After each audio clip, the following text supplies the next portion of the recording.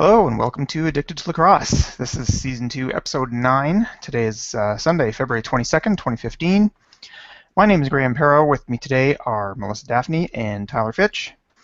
We have our Q&A app running on the Google Plus page, so feel free to send us some questions or comments. If that doesn't work for you, we've had some issues with that in the past. Give us a shout on Twitter as well, Lax Podcast, and we're checking that throughout the show, so we will get to your questions and comments as they come in.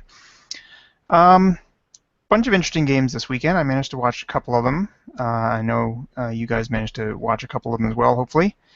But first of all, we have some news from the league this week. The first one, I guess. Well, the first one we'll get to second. The second one we'll get to first. Dane Dobbie was suspended for a couple of games. I didn't actually see what it was that he did to get that suspension. Now, he's appealed the suspension, so he actually played this past weekend. But if the suspension is held up, then there'll be presumably the next two Roughnecks games. Did either of you see what caused the suspension in the first place? Yeah, he cross-checked the bejesus out of Rory Smith's head late in the game. And that's what he got his 5-minute major for, and he ejected from the game when it was happening in Vancouver a week ago. So they reviewed it, apparently, hit to the head. It's one of their priorities, and 2-game suspension. I personally liked it because as it happened, Jake Elliott was livid because I didn't know why Rory Smith was missing action, but he goes, he was missing games all of January after the first game because of a head injury, and he gets hit in the head again, and everybody knows it, and that's how I found out, was listening to Jake Elliott call the game. And so the league really took a strong stance on it. Haven't seen a lot of other hits to the head this year yet, so if this was the first one, they really came down hard on it. Or if he's a repeat offender and he got 2 games instead of 1, I didn't dig into those details. But the root cause of his suspension was cross-check to the head on purpose. I do remember Jake talking about that during the game, actually, mentioning that Dobbie had hit Smith, and that Smith had previous, I don't know whether it was previous concussions, but either way, previous head injuries. So, yeah, he was not happy about that. I do remember that now. The other piece of news, which I imagine Melissa will have something to say about, was Ethan Iannucci being released. I guess I'll have to look it up again. I meant to get the stats out before getting into this, but see how he was doing. I think he played in 4 of the Mammoth's 7 games. Where is he on the list? There it is. Yeah, he's played 4 games, 4 goals, 8 assists for 12 points.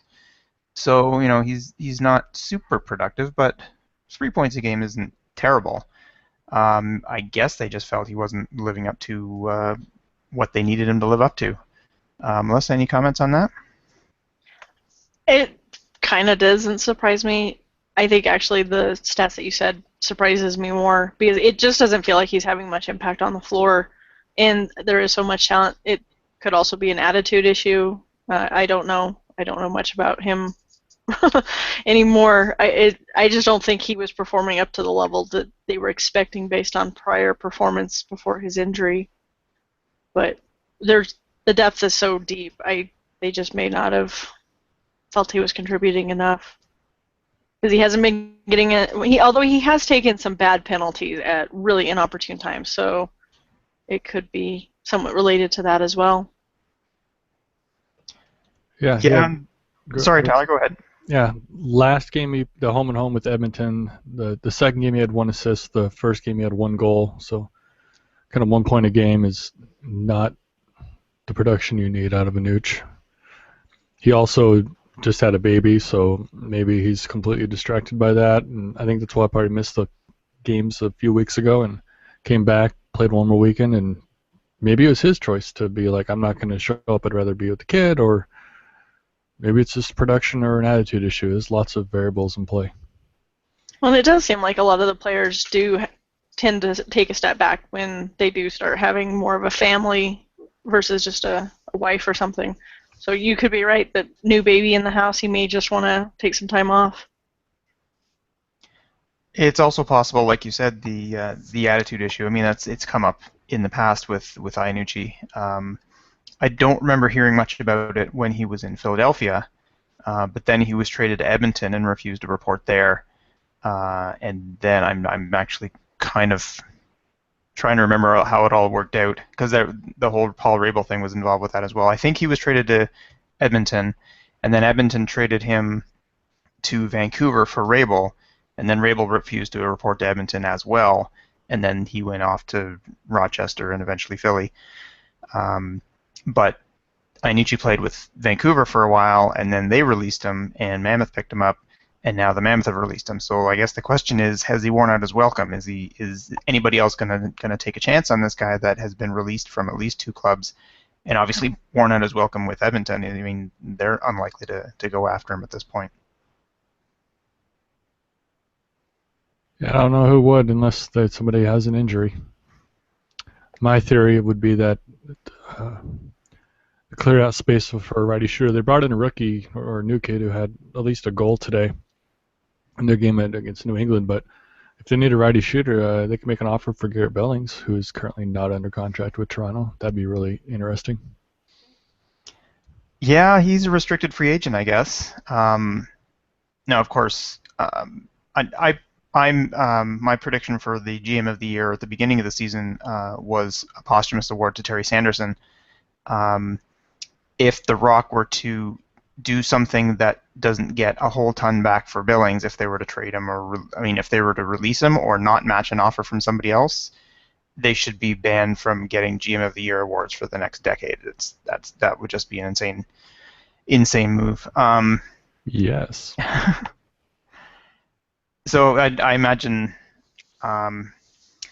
I guess I've heard some talk that Nooch might fit in New England, where I guess they're doing okay, but they could certainly use some more offense.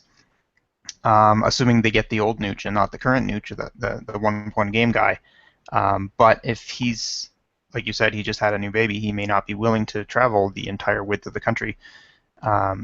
Being that, if I'm not mistaken, he's a BC guy, so he's not likely going to want to travel to Connecticut every other week while that's happening. So I imagine we've probably seen the last of Nooch at least this season, unless, like you said, some team has a big injury and makes him an offer he can't refuse. But I guess we'll see how that works out. Yeah, I got my Nooch shirt on today. Figured it was fitting in case this is it for him. All right, we'll move on to the games of the week. There were 4 of them. If you look at the details of the games, it was almost like there were 2 of them, and then they repeated them again. Because there were 2 games that both ended up 13-12 in overtime. And if you look at the Vancouver-Calgary game and the Colorado-New England game, both had one team leading for most of it, and really coincidentally, the game-winning goals both happened within about 15 seconds of each other in the fourth quarter. But anyway, let's start off with the Toronto-New England game.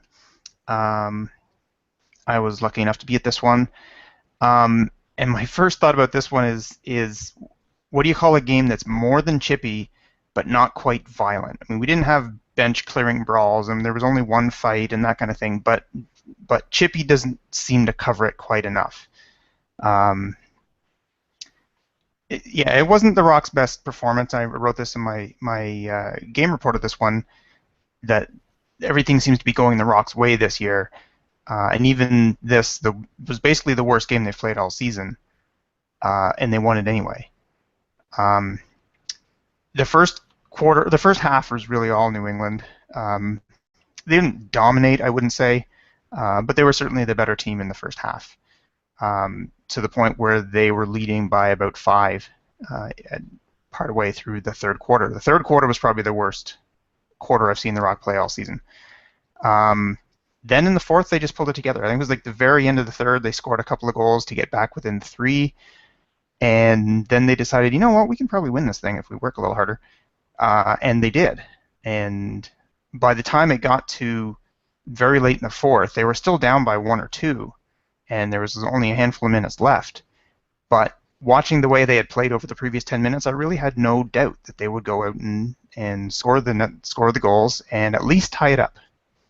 And of course, once you get to overtime, it's anybody's game. But they just switched completely from the team that just didn't seem to have the energy or something in the first half to a really solid team in the fourth. Brandon Miller started the game, and he made a couple of really nice saves, but in general, he didn't seem to be seeing the ball very well. They pulled him and put in Nick Rose, and Rose had a great game. I thought Evan Kirk played really well as well. He lost the game. He allowed all 13 goals. His save percentage in the game was about 72%, not much higher than Brandon Miller's. But there were a number of times where he made saves that just basically saved the game for the Black Wolves. So without Evan Kirk playing, it would have been over long before it was. I said this last week as well, and I'm not generally one to go off on the refs, but they controlled this game. There were penalties all over the place. It wasn't quite as bad as last week, but there did seem to be a lot more penalties than there needed to be. And looking at the other games this weekend as well, I'm starting to wonder if there was some big conference with all the refs. They said, you know what, we just really need to call more penalties. And I guess we'll get to that in the Vancouver-Calgary game because that came up a couple times there as well. One more thing I wanted to say was thank you to the Vancouver Stealth for releasing Brett Hickey.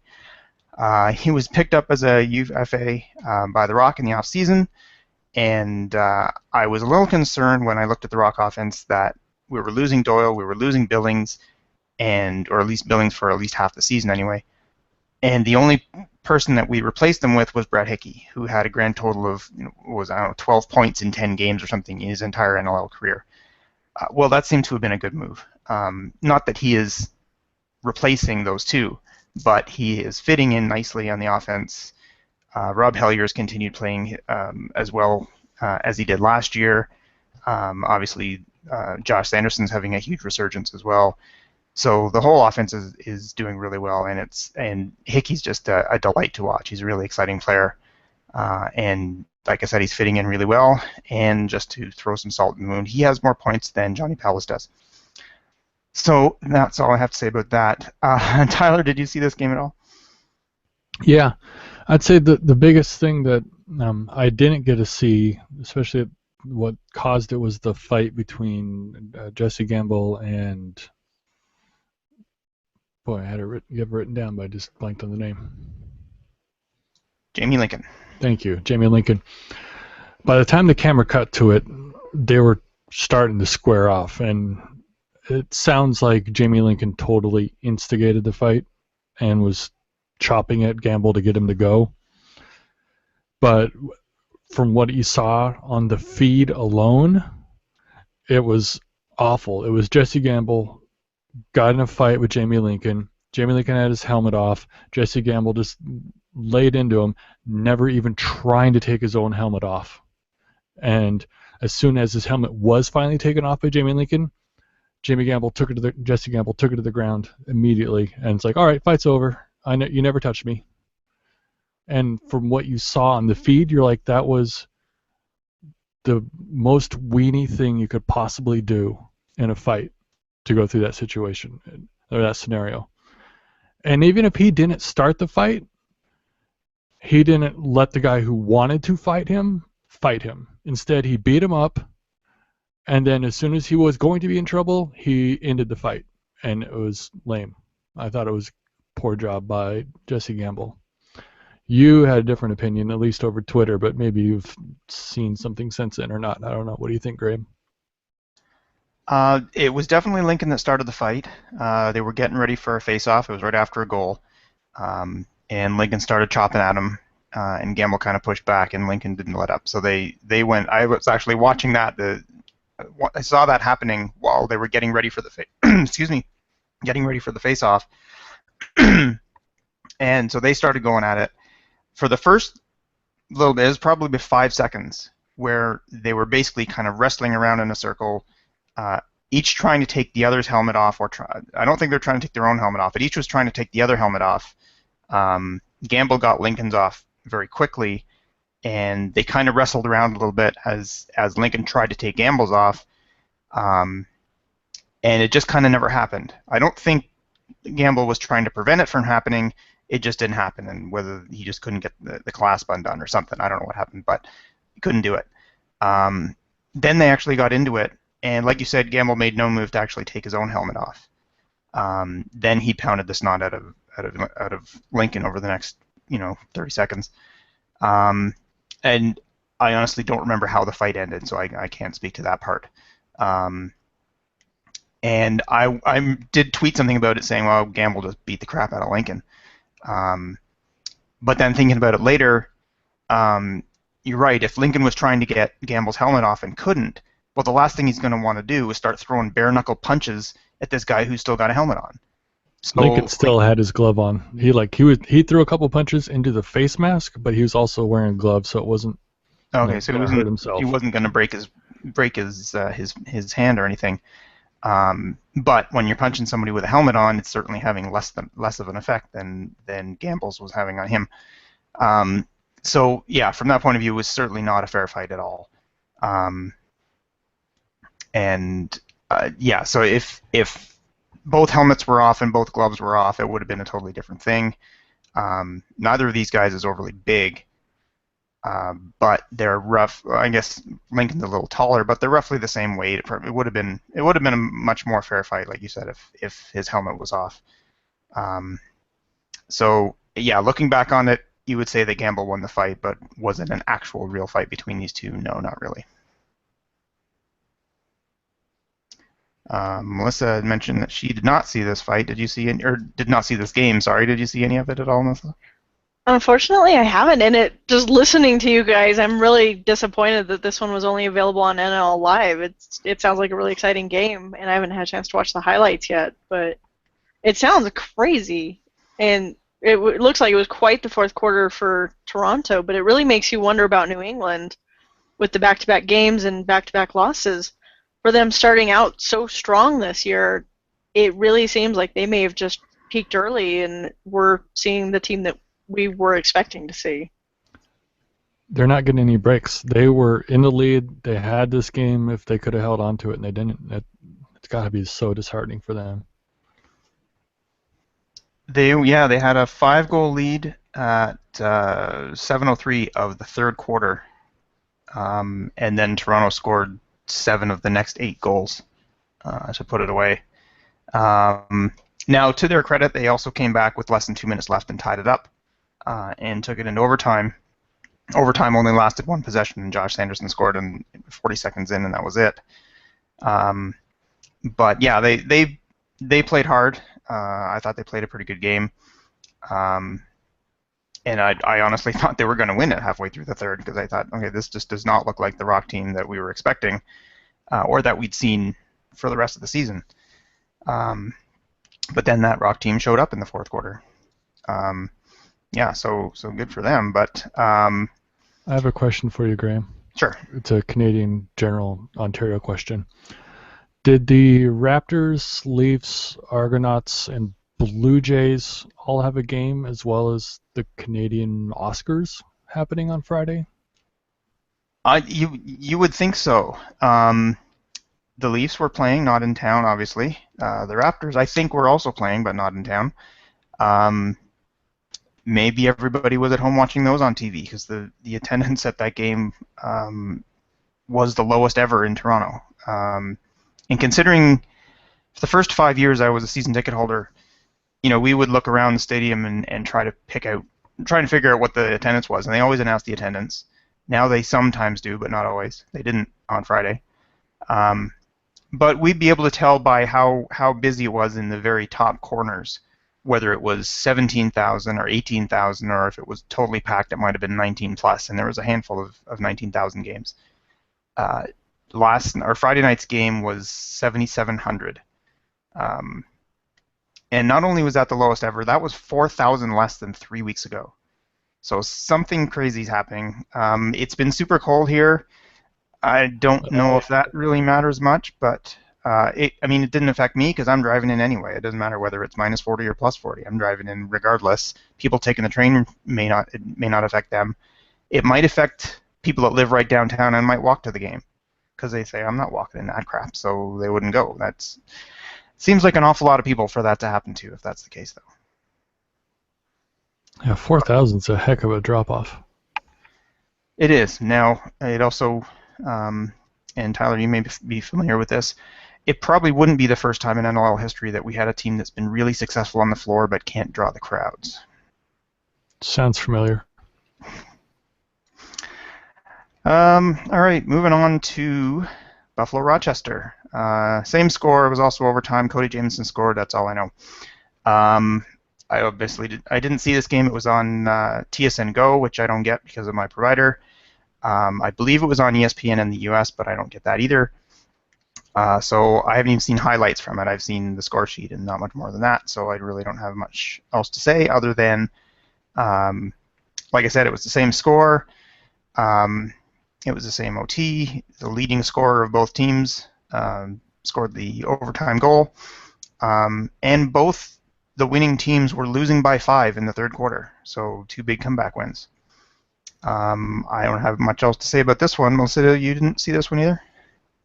Yeah, unfortunately, this was another one that was NLL live only, so This sounds like another exciting game I missed. I'm really hating this new setup. I miss having all the games. Tyler, how about you? Yeah, I broke down and bought NL Live last week so that I could watch that stealth game again because it was so outrageous how the refs called the game. So now I have access to it, and I watched the Buffalo at Rochester game live until the stealth game started. And I was sitting pretty in the third quarter. Like, hey, I picked Buffalo to win this game. It's going to go my way. As stealth game start, and I'll totally switch it over. And I actually had them both I have a computer in the living room, so I had that up and running while I was watching the stealth game. And I just keep looking every once in a while, and here comes Rochester. I just couldn't believe it. Buffalo had a dominant third quarter. I think it was 7-2 to take a lead in the third quarter. Not a score to the third, but like that's just the goals for the third. But I don't know what the overall cumulative score was. But I was like, all right, like. They know what they're doing. This is their most familiar rival. They can take care of this, and they did. They did not. They let Rochester battle back, and Rochester has definitely cemented themselves as the second best team in the East right now. And I think they dug into all their experience in being in playoffs and tight games in the past to put this win together. It took a lot of effort and no quit, and they did it. It was a very impressive effort by the Nighthawks. All right, moving on to the next game, which I'm guessing I think it looks like both of you watched, so that's pretty good. Calgary over Vancouver. Calgary over anybody is obviously their first win this year, so that's a feat in itself. Penalties all over this one. Particularly the goaltender interference ones. There was 4 of them, I think. I think they were all in the fourth quarter too. I meant to look that up too. But there were all kinds of them. One of them was a 5-minute major to Corey Small, and that was another one that Jake Elliott was not happy about, with good reason. I didn't see any reason why he should be given a major on that penalty. It looked to me like he hit Chiliano, who went down, and it looked like Chiliano was injured. And the refs decided he's injured. It's their goalie. We got to do something. Let's give him a 5-minute major. And then turned out Chiliano was okay. But whether or not the player you hit actually gets injured really shouldn't affect the penalty you get. Because if you hit somebody and if you smack somebody in the head, it doesn't matter whether he's injured at all. You get a penalty for it. But if you hit somebody and they don't get injured, it's not like they say, well, he didn't get injured, so you don't get a penalty. So whether or not the player gets seriously injured really shouldn't affect what penalty you get. It should be based on what they decide your intent was, and that's of course hard to do, but that's what that's what their job is. Anyway, Melissa, did you see this one? I did, and as we discussed, my favorite ref, Todd LeBranch, you never know what in the world you're going to get when he's calling it. It's all over the place, and some of the calls don't make sense. The goalie interferences were all in the second half, 2 in the third, 2 in the fourth, and it was definitely crazy. I would say 1 or 2 of them, it seemed the goalie kind of stepped into it, and so it wasn't fully on the person. Or maybe it was one was the goalie and one a defensive man did, but there was definitely a lot of jumping towards the goalie, not just across the crease, that really is, I think, is just kind of dangerous. So it was good to see them at least reacting, because we've definitely seen a lot of games where the goalie was just plowed over and there was no call made. So it was kind of good to see that they were cracking down on that a little bit. I didn't get to see all the first half, so I don't know how that was. Hopefully Tyler can talk about that. But it was a kind of crazy game. It seemed like the third quarter was completely a battle of the goalies, and the goalies were just stopping everything they could. And then the fourth quarter, it was a battle of the forwards, and they just seemed to be scoring at will. It just kind of a back-to-back just goal. Every time he blinked, it seemed like there was another goal going up. So it was really kind of crazy. It was good to see Calgary get their first win. I know we've been discussing that a lot, whether or not they can get that monkey off their back, and it was definitely anyone's game in this one. And I think Calgary just, turned it on at that end. But this was, it was just kind of a crazy game to watch. Lots of penalties, lots of chippiness. But I mean, you always have that between these two teams, so that's not a surprise there. But for as good as the goalies were playing in 2 of the quarters, the score sheet definitely makes it look like the goalies weren't playing very well or the defense wasn't playing real well. But I think it was just a case of by the fourth quarter, either they weren't seeing it or just it was so fast-paced that they just couldn't keep up, because there was a lot of shots that you don't want to let a goalie face when the game's on the line. What did you think of this one, Tyler? If you're currently recording this podcast and it's your fault Calgary won, raise your hand. That would be me. Yeah, don't ever pick the Stealth to win another game. This game was great to watch. Stealth got out to I think the early lead with Reese getting the first goal.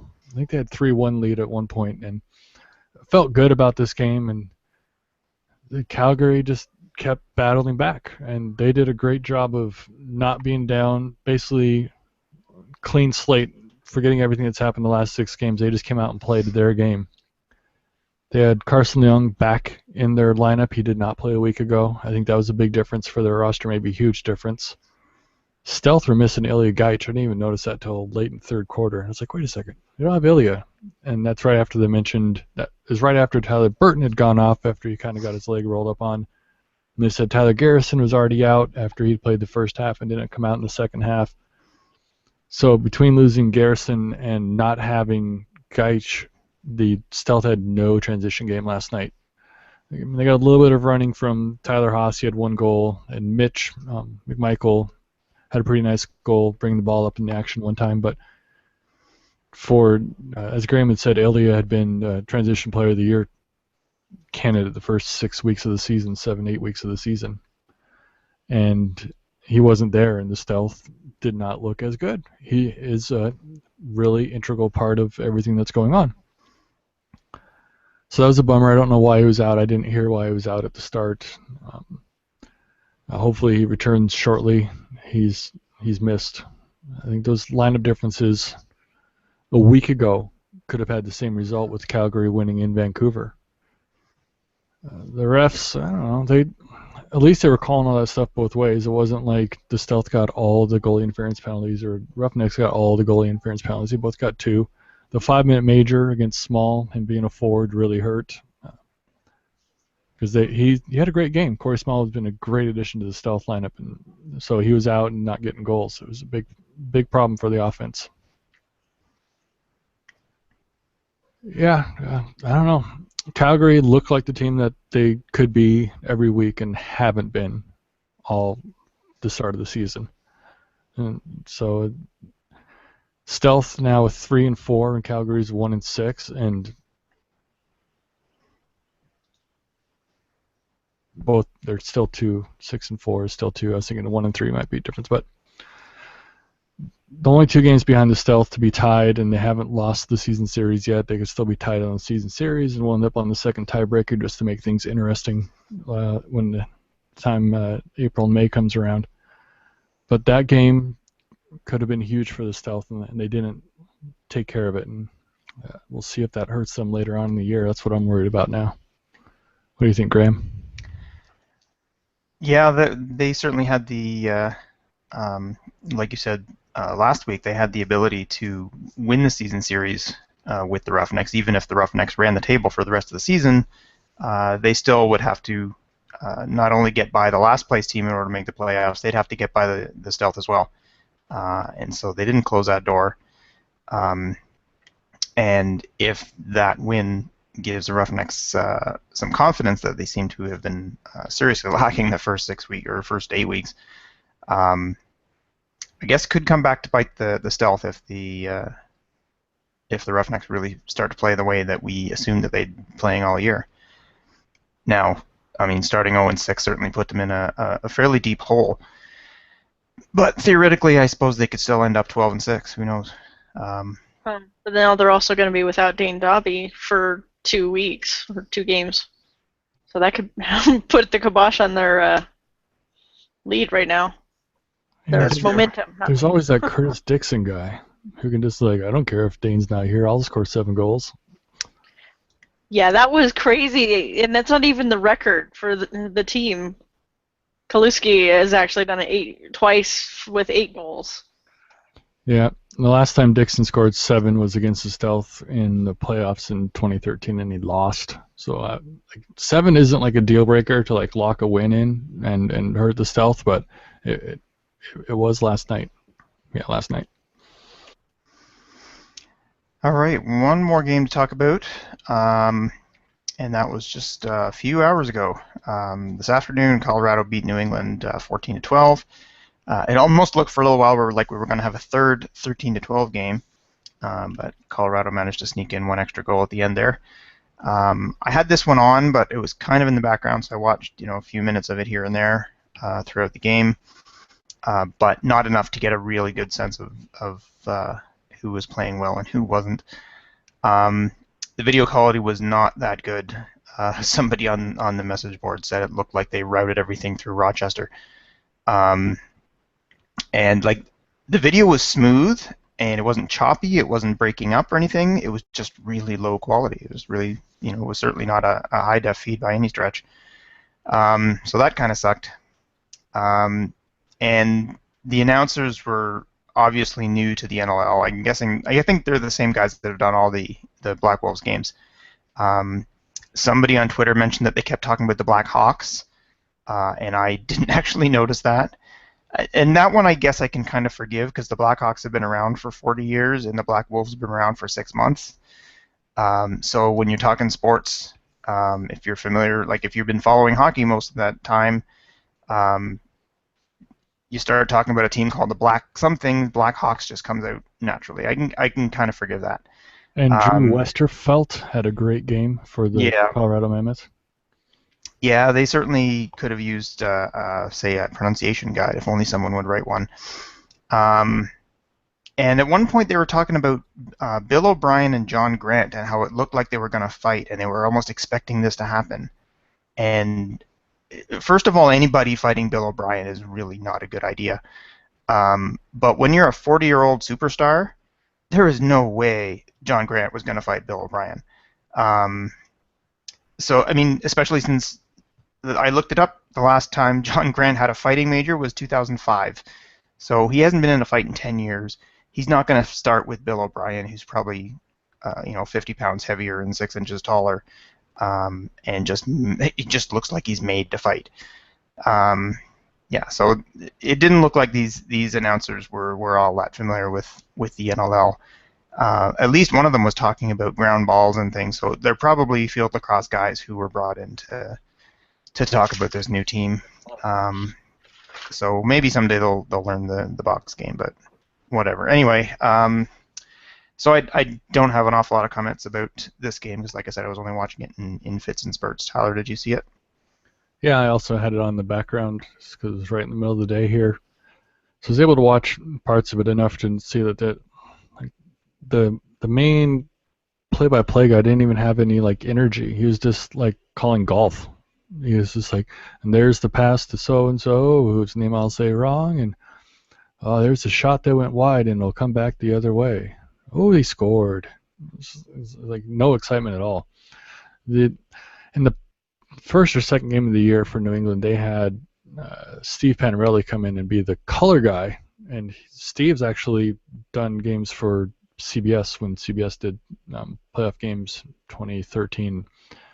He's great at it, but this guy and whoever was with him, I think it was Randy something was with him, who maybe is from the Black Wolves staff.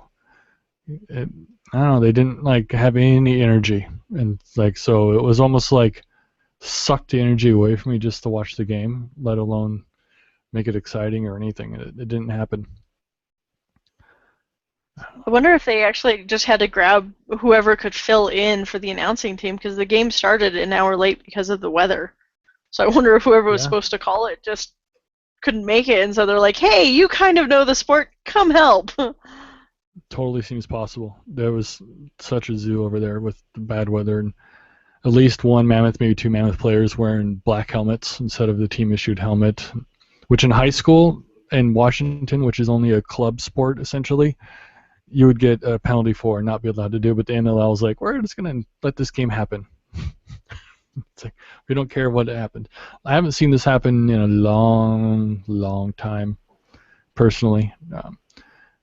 Stealth and Arizona Sting did a home-and-home series, and so the second game they came up to San Jose from Arizona, and some players' bags didn't make the flight because I guess they had every two teams worth of gear on there, and their overweight was the reason. And so we were to sit around for like 2 or 3 hours waiting for another flight to get up with the players' bags, and like everybody's gear was mix and matched, and it's just how it goes. They don't get dedicated charters like every other sport and fly commercial, and you get there when you get there, and maybe your gear doesn't. But the game essentially has to go on. Rescheduling the game's, I think, a huge issue because, well, Mohegan Sun, they can kind of probably dictate when they can get there, but getting the opponent back, Colorado, it's too far for them to go easily. All right. I guess those are all the games this week. Oh, I didn't even talk about the game yet. We didn't talk about the game. The ancillary things to the game. Kind of a heartbreaker for Black Wolves again. They never had a lead. Colorado got the first goal early, I believe, and just kind of held the lead at all points. And so the Black Wolves were playing from behind constantly, which I think takes more energy than any other aspect of the game, because you're always like, gotta get it. So it's mentally exhausting, let alone physically exhausting. But they always came back within one or had it tied maybe late in the game, and then the last goal of the game by Drew Westervelt was just awesome. He totally did a twister move, like leaning over, and wrapped it right off the hip side, short side of the goalie. It was an amazing goal to like ice the game. It was one of the best things I've seen in a while. And Joey Capito had a great game for the Mammoth. He just had speed, had at least 2 breakaway goals where he just absolutely buried them. And it's not like an award, but he was my transition player of the week.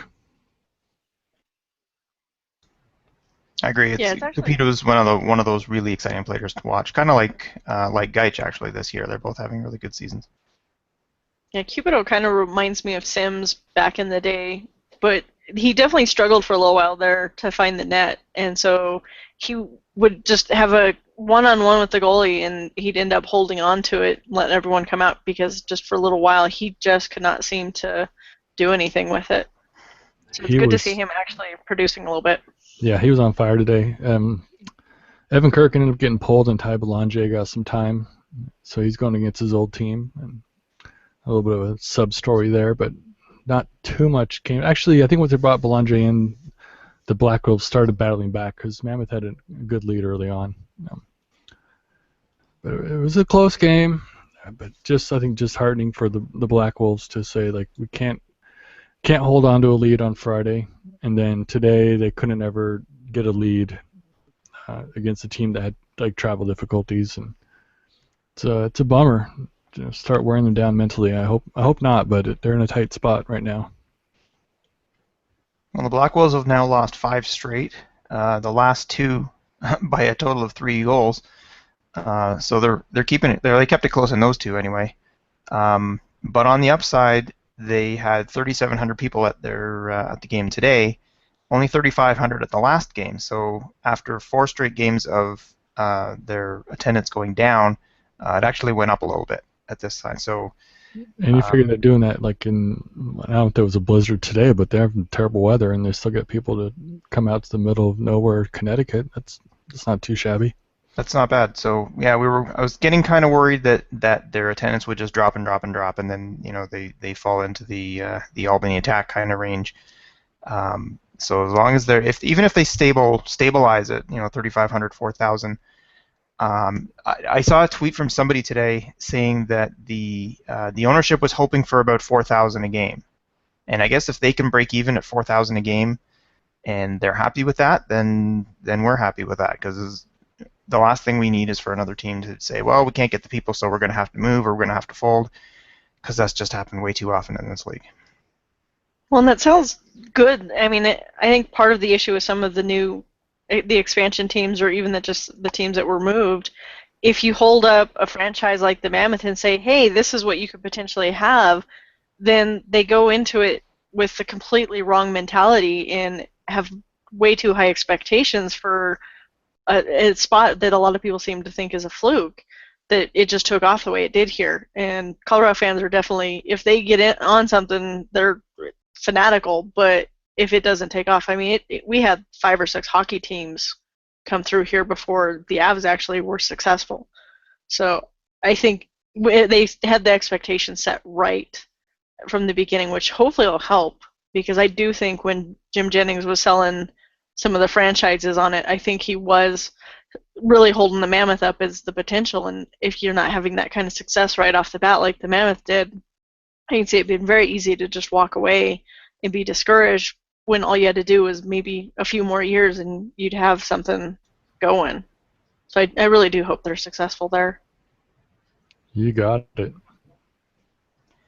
And I'm hoping that they haven't been holding the Mammoth up as a typical franchise and saying this is what happens when you join the NLL. You get these 16,000 people out to each game and that sort of thing, because it certainly looks like over the last 10 years for sure. For every Mammoth and Roughnecks that comes in and starts drawing in pretty good crowds, you've got 100 other teams. I mean, not 100, but obviously a bunch of other teams who can't draw flies, and they go away after 2 or 3 years. You've got your Chicago and your Columbus and your Ottawa, and there have just been too many of them to name that they can point to the Mammoth all they want, and then we say, okay, well, that's one. Where are all the other franchises that are getting 15,000? And then the Wings, who used to get 15,000, are gone. The Rock just got 7,700 to a game. They used to be getting 18,000, 19,000. The Bandits were, and then they weren't, and now they are again, so that's good. I think the Alberta teams are starting to do better. The Roughnecks, I think, are still averaging around 9 or 10 a game. So I guess as long as we can keep a handful of franchises that are doing really well, if we have a couple like the New Englands and the Vancouvers who are getting 4,000 or 5,000 a game, as long as their ownership is happy, they don't need to be pulling in 15,000. But the more often we see teams that stick around for 2 years and move, or stick around for 2 years and vanish, the less likely more owners are going to want to look at the NLL as something viable for them.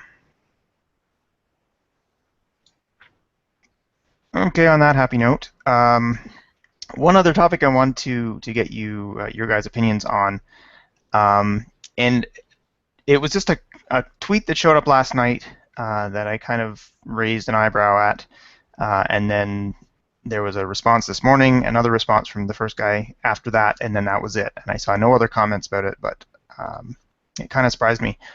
There's been a lot of sort of all in fun trash talk back and forth between a few teams on Twitter this season. And after the game in Rochester, now I don't know if this was set up or this actually happened, but the Nighthawks tweeted a picture of a like a little whiteboard that had a Bandits logo on it. It was obviously the same that the coaches would make up their plays on during the game. And the picture was of this whiteboard that was broken in half. And the caption was something to the effect of, "Troy seems to have dropped this with some force. Do you want it back?" And the Bandits just responded this morning just saying, "Keeping it classy as always." So I guess they weren't too impressed with this tweet at all. The Nighthawks later tweeted, "Oh, relax, friends. It's all in good fun." And there was no other response to that. I didn't see any comments from anybody else about this. Did the Nighthawks cross the line with the trash talk on that one? Did they go too far in that, or do you think that was just it was just all in good fun? Tyler, what do you think? I want to say no, because at least they make the effort compared to Calgary's team, who you can watch Reese Dutch plow into the net and bend it, and Calgary's Twitter person will say Frankie destroyed the net, which is completely implausible, and they don't even seem to care. I think they're probably some media intern who gets put on duty to work Saturday night and tweet about the game. And then the Nighthawks and Bandits, they've gone back and forth on other things, and they actually care, and they have like a voice and a feel to them, and it's not just generic stuff. So in that sense, I like it. It's a little touchy, but if I saw that, I'd be like, holy criminy, I'm tweeting that out myself. And maybe the person should have done it under a personal account instead of the Nighthawks one, but it happened, and like it's something that knowing accordingly in his history isn't like totally surprising. So it's kind of fun to see, like, oh, he totally lost it today, and tweet it, and that's cool. That's my opinion. Yeah, I kind of agree. I don't think they crossed a line with this one. It may have been a little distasteful because, of course, Cordinley doesn't really want pictures of a temper tantrum out there, whether it was him or somebody else on the team. But it's kind of funny. 126 people retweeted it and 189 have favored it, so a lot of people like it. I don't think this is crossing the line.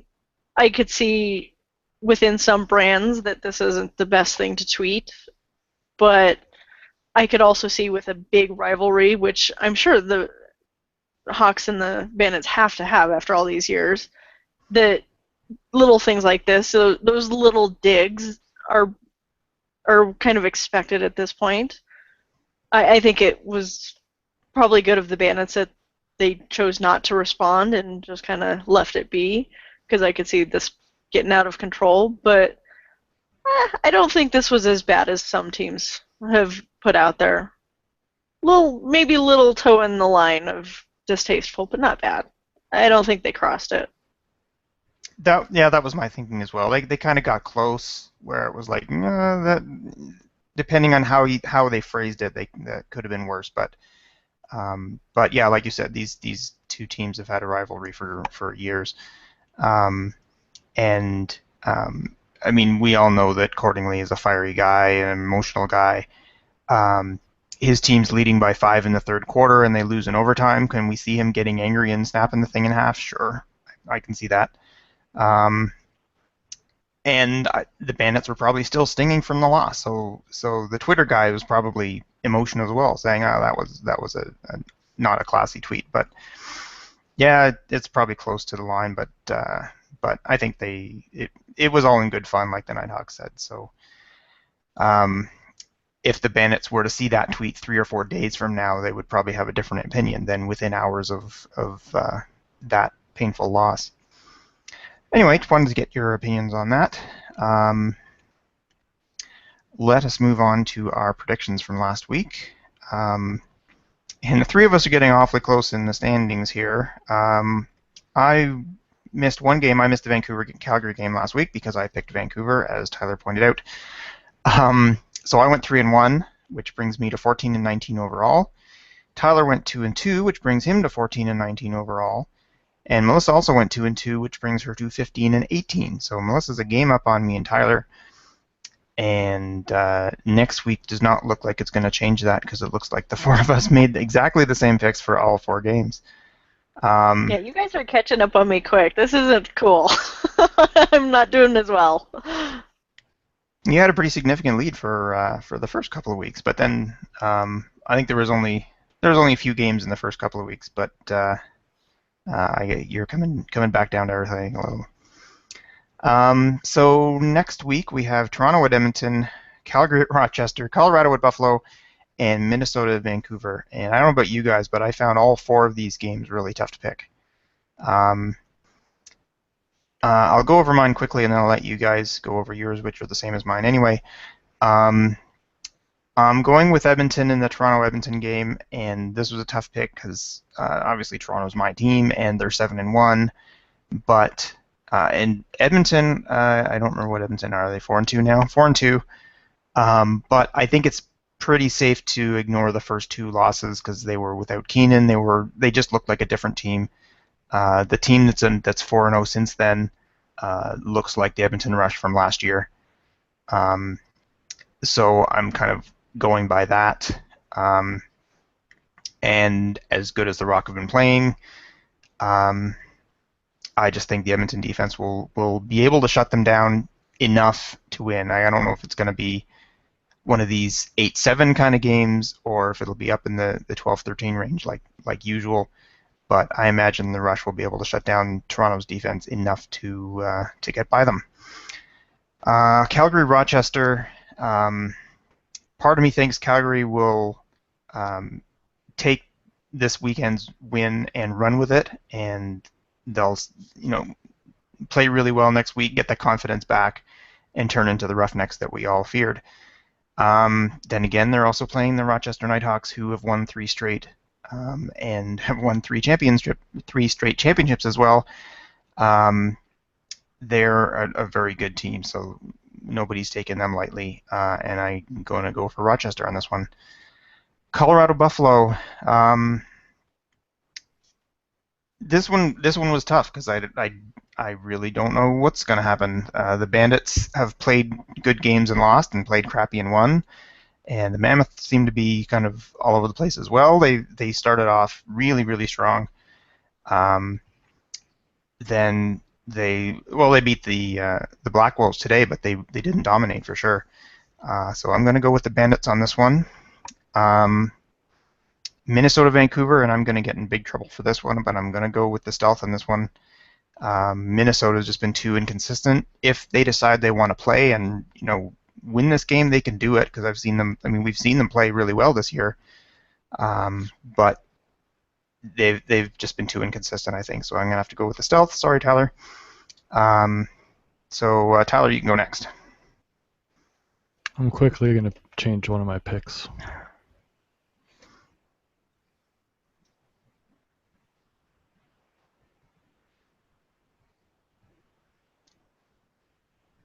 Tyler, right? Yep. I'm not hearing you. I hit the wrong button. Oh, there we go. All right, so push to talk, fail. I quickly changed one of my picks. I would say that Edmonton and Toronto, you summed up perfectly. The Derek Keenan 4-0 team is the Edmonton Rush that got exposed to last year, and they still exist and they're still tearing it up. And Toronto having to go on the road gives a slight edge, enough of an edge that Edmonton can win that game. Calgary at Rochester, I totally had Rochester to win this because they're playing some great ball, and Calgary has not. But then I remembered this is the rematch of the championship final that Calgary had lost, so they can come in and get a slight vindication for losing in OT of the mini game last year, and or is it just the mini game? Either way, they lost a close setup. And so this is their chance to finally see Rochester and get back at them for losing the title, and they'll take it. I think they'll find a little groove after last week. Oh, dang it, Dane Dobie's out, though. What am I supposed to do? He's going to lose that appeal, so he's going to not be there, and that'll really hurt them. This is so difficult. Now I want to change it back. I'm sick of them. I wrote it down. So I'm going to say Calgary. Even without Dane Dobie, they can battle through and get that win that they lost last year. Won't be for the title now, but it'll be to show that they can do it. Buffalo at Colorado at Buffalo. I'm going to go with Buffalo. Being the third best team in the East is still pretty good. And great home crowd. Colorado's used to big arenas and a loud place, but Buffalo's got a pretty good team together, and they can beat Colorado most nights. I'll take them there. And Minnesota at Vancouver can be a tough one, but Minnesota played at Vancouver last year, opened the season, and Vancouver beat them there. I think they can do it again. So I'm going to go ahead and pick Vancouver. Also, assuming that everybody's healthy and Tyler Garrison's back, Ilya returns. If they don't have them, it's not such a clean-cut pick, but the standard healthy Vancouver roster beats Minnesota in my mind. How about you, Melissa? For me, I think the Toronto-Edmonton game was the hardest pick because Edmonton has been playing so well, but they haven't played. I don't think they played Toronto. I can't remember now. But Toronto's been playing well too, so it really was a very difficult decision. I definitely vacillated back and forth between both teams. But I finally settled on Edmonton. And part of why I even went with Toronto was the fact that Edmonton did have a bye week last week, and so they could have just a little bit of rest. But Toronto has to travel, and if weather is the way it has been this week, maybe that'll be a factor. I do think this one's going to be a really tight game. I'm really hoping I can watch this one. And then Calgary and Rochester, even before knowing about Dane Dobie being potentially out for 2 games, I had Rochester picked. Yeah, Calgary looked good in the Vancouver game, but at the same time, Vancouver isn't playing their best ball this season. They've definitely been very inconsistent. So it has to make you wonder how much of Calgary's win was because of Vancouver, not Valkyrie, Vancouver not playing well. And so I think this next week is really going to be a good test of, are they on the way up or are they going to continue to stumble? So I'm going to go with Rochester. Colorado and Buffalo, I still don't think Colorado is the team that their record shows. So I think Buffalo should have this one unless penalties take them out, which is often the case. Minnesota and Vancouver was a tough one. But I think the fact Minnie is a young team and the fact that they did not play last week as well could have a factor. With Vancouver having played a good team, playing a team that has been playing as inconsistent as the Swarm, I think Vancouver definitely has this one. Although Minnesota could surprise them, so this one might go to overtime. Nice. I think that Toronto-Edmonton might be the regular season game of the year. 2 top teams in both divisions battling. Could be really awesome. Yeah, I'm looking forward to that one as well. All right, I guess that does it for this week. So we have 4 games to talk about next week, and we'll see if there's any news and any more word on if Faith and I and YouTube will end up somewhere. Anyway, addictedtolacrosse.com is the place to go for previous episodes, including this one in a little while. You can get a hold of us at feedback@addictedtolacrosse.com. Facebook.com/laxpodcast, we're there as well, and laxpodcast on Twitter. So lots of ways to get a hold of us. Yeah, that's it. So this has been another episode of Addicted to Lacrosse. For Tyler and Melissa, I'm Graham. Thanks for watching, and we will see you next week.